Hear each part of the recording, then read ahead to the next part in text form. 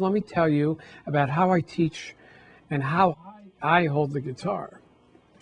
The guitar should always be balanced, and you should never be holding the guitar with any of your hands. It should be balanced. My suggestion is always to use a strap, whether you're playing a hollow body guitar or solid body guitar.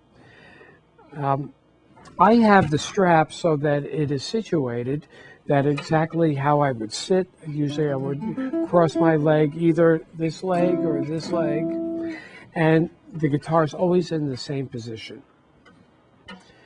One of the mistakes that my students make is that they play the guitar without a strap, sitting down, and then when they stand up, they play, and the guitar is down here. Well, there's a big difference between playing the scales with the guitar in this position and down here. So try to make the guitar always in the same position, whether you're standing up or sitting down. Put on my strap.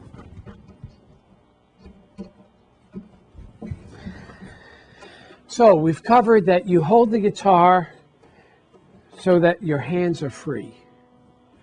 And let's talk about your left hand right now.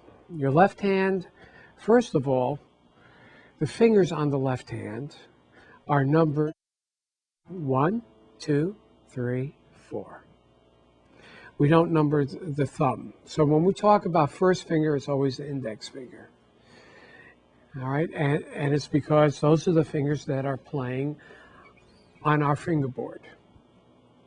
On our fingerboard, there are frets. They're the spaces in between these fret bars. Usually, the first fret will be played with the first finger, second fret, anything the second fret, second finger, third, fourth. Usually play it with the tips of your fingers. Now, how do you hold your left hand? One method that I use is that I put my fingers on each of the frets on the first string, each of the first 4 frets. When I do this, my left hand gets in a very good position, and I'll turn here so you can see my thumb. My thumb is flat behind around the second fret. The fatty portion of the thumb is the part that's pressing against the neck. That way we don't hurt ourselves. If we're doing it with the tip of the thumb on the bone, that will start to hurt with all our practicing. So we keep the thumb flat.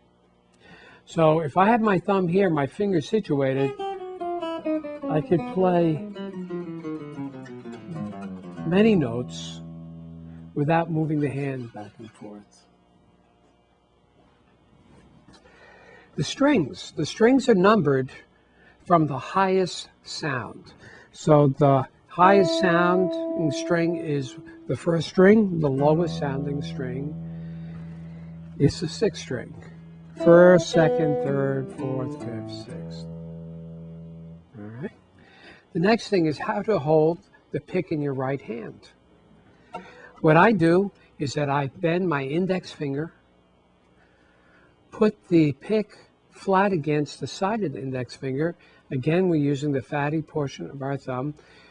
Put it on the pick, and it's just like that.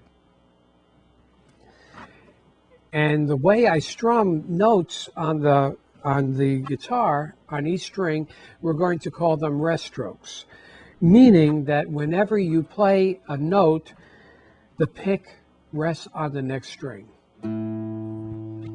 Here I'm playing the 5th string, and it goes and rests on the 4th string.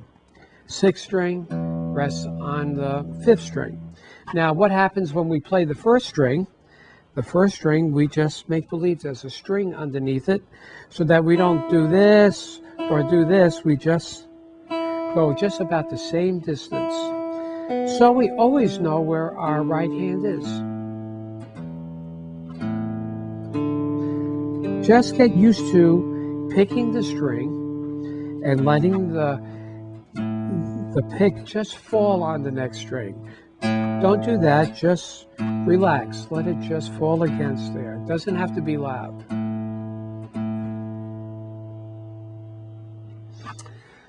Okay, how to tune the guitar. My first suggestion is always carry a tuner with you. The tuner you'll always have the guitar in the right pitch. You'll always be able to play with other people, and you'll get used to the sounds of the notes and the pitches so that you can start to recognize notes. It's also excellent to have the tune always tuned to pitch for the neck. It keeps the pressure on the neck always the same, the way it should be, all right? And you'll be used to sounds. You'll be getting to know sounds. If you don't have a tuner, which if you came into my lesson without a tuner, I'd say go and get the tuner. But if you don't have a tuner right now, there is a method to tune the guitar without a tuner, and it's on page 3. And it says to tune the guitar using a piano. What you do is tune the first string, again, the highest sounding string, to the first E above middle C. So let's say we tune this E to the first E above middle C on the piano. To tune the rest of the guitar, first of all, you go to the 5th fret of the 2nd string and tune this note to sound like the first string. Then you go to the 4th fret of the 3rd string and you tune that note to sound like the 2nd string. The rest are all 5th frets. We go to the 5th fret of the 4th string, tune it to the 3rd, 5th fret of 5th string, tune it to the 4th, 5th fret of 6th string.